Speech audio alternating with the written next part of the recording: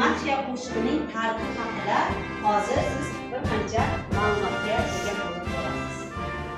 Uzoq o'tmishdan boshlanuvchi bu hikoyamiz madhiya haqida.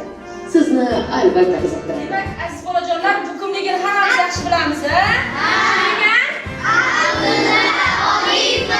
Yaxshi.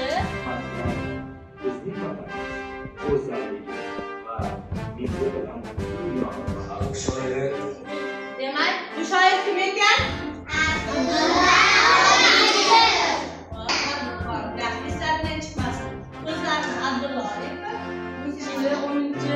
Dekabrda qaysi davlat ramzimiz qabul qilingan? O'zbekiston Respublikasi madhiyasi qabul qilingan kun ekan. Shundaymi? O'z yurtimizdagi madhiya tarixiga to'xtalsak, O'zbekiston hududida ham madhiyalar dastlab milliy mazmunda bo'lgan.